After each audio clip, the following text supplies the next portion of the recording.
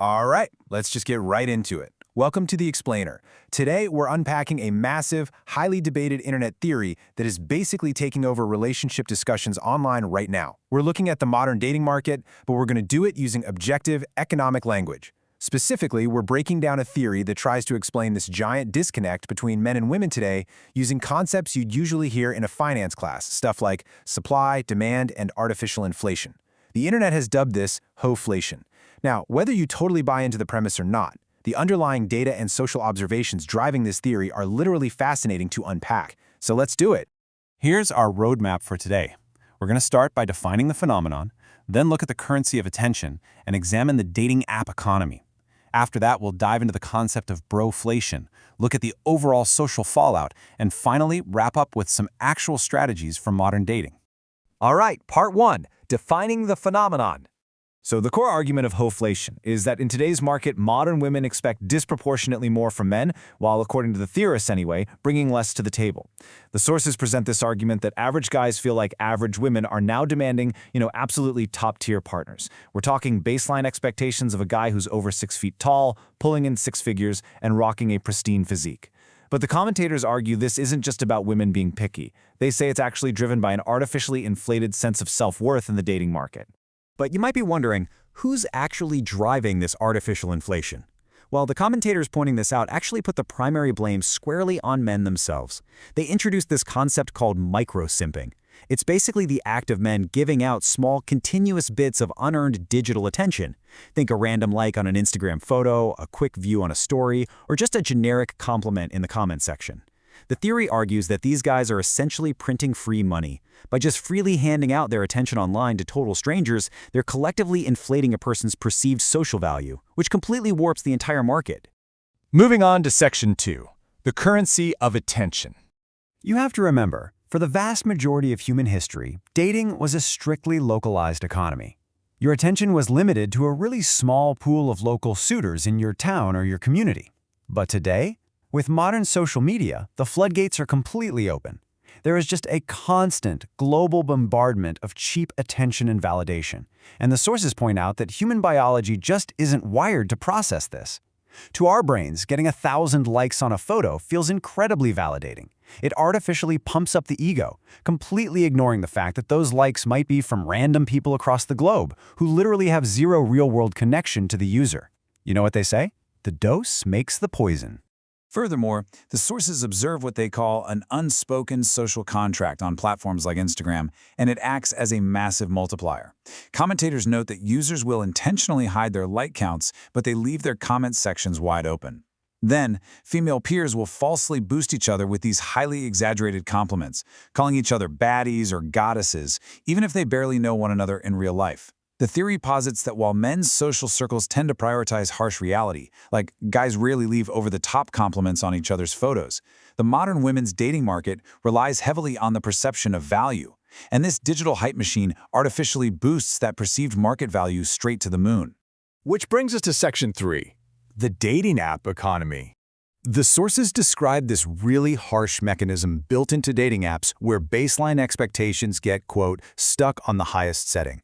Because the initial filter on these apps is purely visual, the absolute top tier of men, often called chads in these internet circles, end up getting a massively disproportionate share of the matches.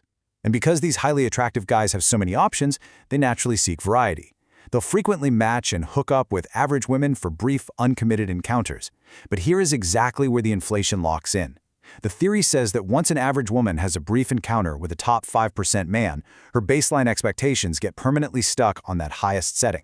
She starts to believe that this top-tier guy is her actual peer in the dating market. This leads directly to a phenomenon internet theorists call the alpha widow. Like the sources state, comparison really is the thief of happiness.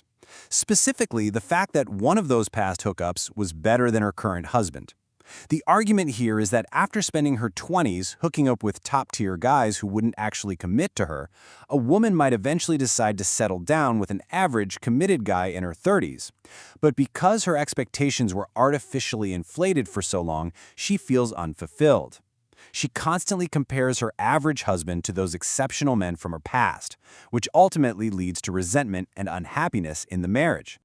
Now let's look at the flip side. In Section 4, the concept of broflation.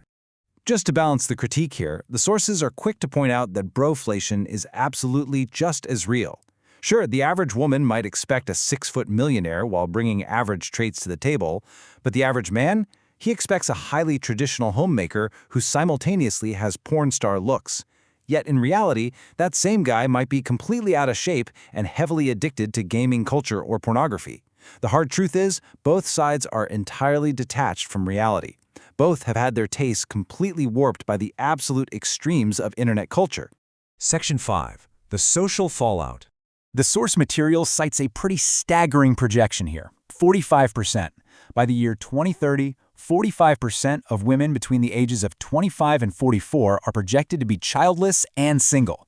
I mean, that is a massive demographic shift. The sources note that this collapse in birth rates and the total estrangement of the sexes is actually alarming major global figures. Even Elon Musk has raised red flags about what this means for the future of industrial civilization. And behind those massive statistics are real human stories of regret. The sources highlight how commentators are noticing this wave of influencers who promoted that whole live, laugh, love, never settle lifestyle, who are now tearfully realizing in their late 30s that their frozen eggs are just no longer viable.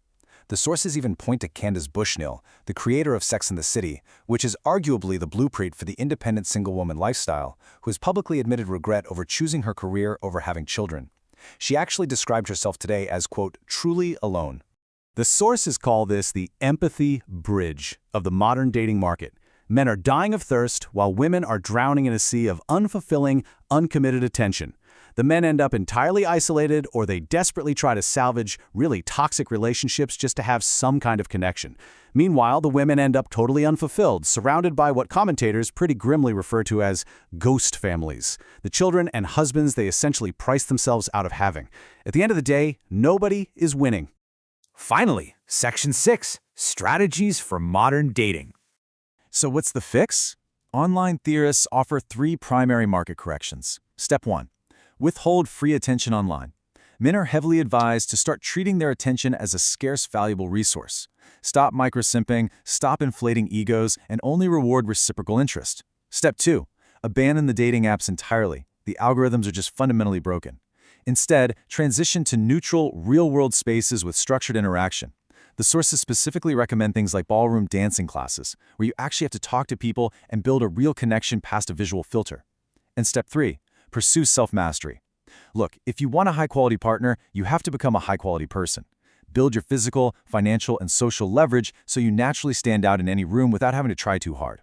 Which brings us to a final, slightly unsettling thought. If the modern dating market is built on a bubble of artificial inflation and algorithmic illusions, what actually happens to society when the bubble finally bursts? Whether you completely buy into the whole concept of Ho3fl and broflation or not, it definitely forces us to look closely at our own digital habits, how we value ourselves, and how we treat each other. It might be time to take a step back, look at exactly where you're spending your attention, and ask yourself, are you living in reality or just an algorithm? Thanks so much for joining me on this deep dive. I'll catch you in the next explainer.